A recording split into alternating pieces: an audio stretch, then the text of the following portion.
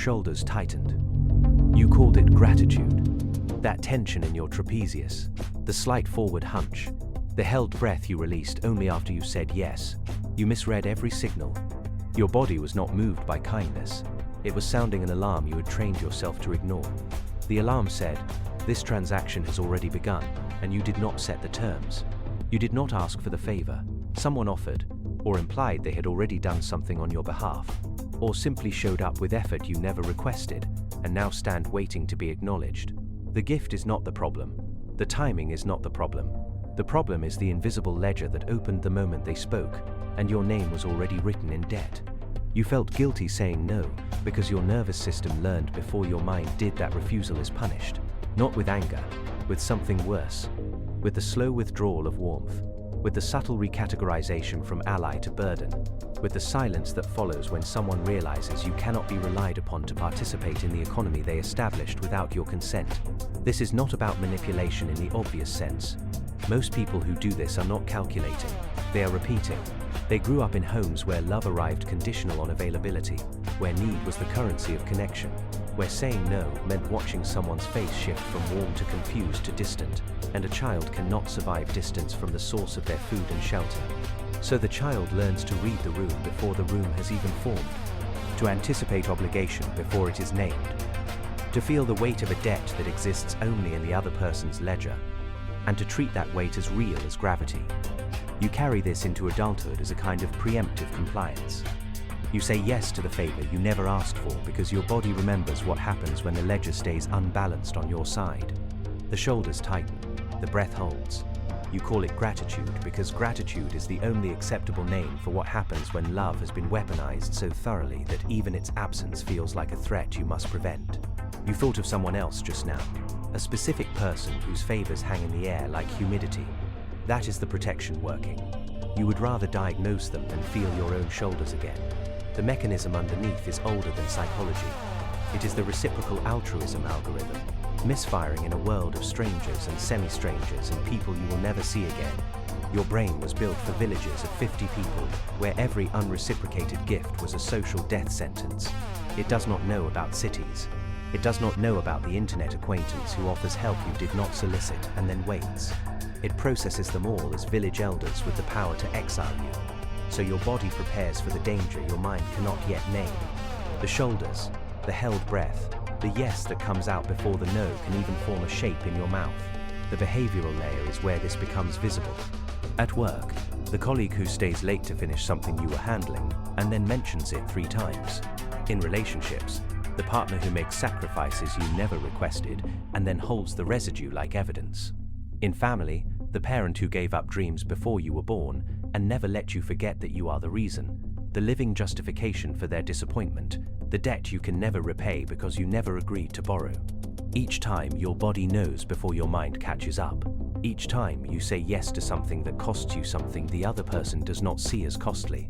The intelligent person's version of this is particularly elegant. They do not simply comply, they analyze. They read about boundaries and codependency, and then use the vocabulary to explain why their yes is actually a choice. They say they are being strategic. They say they are preserving harmony. They say the cost of refusal exceeds the cost of compliance, as if they have performed a calculation when what they have actually done is deferred to the same alarm system, now wearing glasses and speaking in paragraphs. The intelligence serves the stillness. The analysis replaces the feeling without changing the outcome. The person who has read about this and uses the language to avoid the change is the most trapped. They can describe the mechanism in detail. They can name the childhood origin. They can explain the nervous system dysregulation with precision that would impress a clinician. And then they say yes anyway. The knowledge becomes another favor they never asked for, another debt on the ledger, another reason they owe the pattern their continued participation. Understanding becomes the drug that lets them stay sick. I have observed this across thousands of accounts. The pattern is not human in the way you think. It is a system error that propagates because the cost of fixing it appears, to the organism experiencing it, to exceed the cost of the malfunction. This is not true. But the nervous system does not calculate truth, it calculates survival. And survival, to the part of you that learned this, meant keeping the ledger balanced at any price. The cost layer is where the math finally fails. The direct cost is time and energy redirected from your own purposes to the maintenance of someone else's unspoken expectations. The identity cost is subtler. Every yes you gave to a debt you never incurred was a no to something you actually wanted, a boundary you never drew, a self you never became because becoming it would have required refusing the favors that shaped your available shape. You become a negative space, a person defined by what you accommodated rather than what you chose. The relationship cost accrues over years as resentment, not toward them, toward yourself, for the compliance you cannot explain to yourself because you agreed to it, for the anger you feel and then suppress because anger at a favor is irrational, except it is not anger at the favor.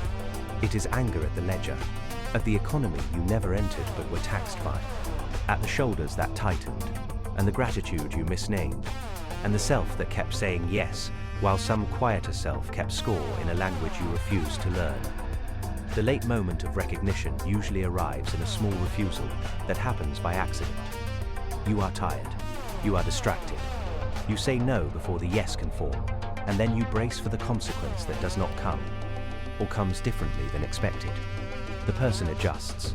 The ledger closes without your payment, and you sit with the strange flat feeling of a transaction that completed itself without your participation, and you realize how much you have been paying for nothing. How much of your yes was insurance against a disaster that existed only in your body's archived memory. Awareness does not dissolve this. You will feel the shoulders tighten again. You will misname the alarm as gratitude again. The rare exception is not the person who never feels it.